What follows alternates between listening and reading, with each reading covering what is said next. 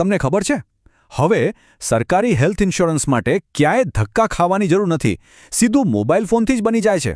તો ચાલો આજે આપણે આયુષ્માન કાર્ડ બનાવવાની આખી પ્રોસેસને સ્ટેપ બાય સ્ટેપ એકદમ સહેલાઈથી સમજી લઈએ. તો સૌથી પહેલાં આ આંકડો જુઓ, 5 લાખ રૂપિયા. આ રકમ જ આ આખી યોજનાનો સૌથી મોટો ફાયદો છે. વિચારો, દર વર્ષે એક પરિવારને આટલું મોટું હેલ્થ કવર મળે એટલે કે મેડિકલ ખર્ચની ચિંતા હવે ભૂલી જ જવાની. અને હા, આમાં સૌથી સારી વાત શું છે ખબર છે? Cashless treatment. મતલબ કોઈ ઇમરજન્સી આવી જાય ને તો હોસ્પિટલમાં ખિસ્સામાંથી 1 રૂપિયો પણ કાઢવાની જરૂર નહીં. બિલ સીધો સરકાર ચૂકવી દેશે. કેટલી મોટી રાહત નહીં? હવે આખી પ્રોસેસ કદાચ થોડી લાંબી લાગી શકે, પણ ચિંતા ના કરશો. આપણે એને 4 એકદમ સિમ્પલ સ્ટેપ્સમાં સમજીશું. પહેલાં તો આ 5 લાખવાળું કાર્ડ છે શું એ જોઈશું. પછી એપ પર ક્યાંથી શરૂઆત કરવી. ત્રીજું, આ ફેસ વેરિફિકેશનનો શું મામલો છે એ સમજીશું.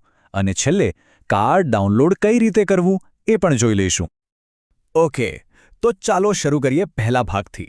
આ 5 લાખનું હેલ્થ કાર્ડ છે શું અને એના ફાયદા શું શું છે એને બરાબર સમજી લઈએ. તો આ સ્કીમનો મેઇન ગોલ શું છે? જે પરિવારોની આવક ઓછી કે મધ્યમ છે એમના માથેથી સારવારના ખર્ચનો બોજ હટાવી દેવાનો. અને આનો સૌથી મોટો ફાયદો એ છે કે હવે સારી સારવાર માટે ખાલી સરકારી હોસ્પિટલો પર આધાર રાખવાની જરૂર નથી. મોટી મોટી પ્રાઇવેટ હોસ્પિટલોમાં પણ ફ્રીમાં સારવાર કરાવી શકાય છે. ચાલો હવે થિયરીમાંથી પ્રેક્ટિકલમાં જઈએ. વાત કરીએ બીજા ભાગની. આ કાર્ડ બનાવવા માટે એપ ડાઉનલોડ કરીને શરૂઆત કઈ રીતે કરવી. શરૂઆતનું સ્ટેપ તો એકદમ સહેલું છે. બસ ગૂગલ પ્લે સ્ટોર પર જઈને આયુષ્માન એપ સર્ચ કરવાની છે. અને હા, એ જ એપ ડાઉનલોડ કરજો જેના 1 કરોડથી વધુ ડાઉનલોડ હોય. એ જ ઓરિજિનલ છે. એ જ બતાવે છે કે કેટલા બધા લોકો આનો ફાયદો લઈ રહ્યા છે. હવે અહીંયા ધ્યાન આપજો. આ એક બહુ જ ઇમ્પોર્ટન્ટ સ્ટેપ છે. એપ ખોલશો એટલે 2 ઓપ્શન દેખાશે. જો કાર્ડ પોતાના કે પોતાના પરિવાર માટે બનાવતા હો તો ભૂલ્યા વગર લાભાર્થી એટલે કે બેનિફિશિયરીવાળો ઓપ્શન જ સિલેક્ટ કરવાનો છે. એના પછી પોતાની પ્રોફાઇલ શોધવા માટે બસ આટલું જ કરવાનું છે. સ્કીમમાં PMJAY સિલેક્ટ કરો, પછી પોતાનું રાજ્ય પસંદ કરો અને સર્ચ બાયમાં આધાર નંબર પસંદ કરી લો. બસ આટલું કરશો એટલે તરત જ પરિવારની વિગતો સામે આવી જશે. એકદમ સિમ્પલ. ચાલો હવે આવી ગયા છીએ ત્રીજા ભાગ પર.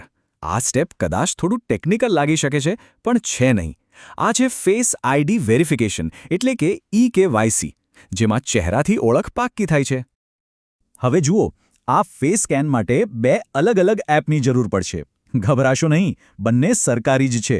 સૌથી પહેલાં પ્લે સ્ટોરમાંથી આધાર ફેસ આરડી નામની એપ ઇન્સ્ટોલ કરી લેવાની. આના વગર ફેસ સ્કેન કામ નહીં કરે. એ થઈ જાય પછી પાછા આયુષ્માન એપમાં આવી જવાનું. અને આ ફેસ સ્કેન કરતી વખતે અમુક વાતોનું ખાસ ધ્યાન રાખજો, જેથી એક જ વારમાં કામ થઈ જાય. જ્યાં બેઠા હો ત્યાં લાઇટ બરાબર હોવી જોઈએ. ચહેરો કેમેરાની ફ્રેમમાં બરાબર વચ્ચે રાખવાનો. અને હા, ટોપી કે ગોગલ્સ પહેર્યા હોય તો કાઢી નાખજો. અને બસ જેવું સ્કેન આધાર કાર્ડના ફોટા સાથે મેચ થશે એટલે તરત જ સ્ક્રીન પર આવો મેસેજ આવી જશે. બસ સમજી લો કે અડધી જંગ તો જીતી લીધી.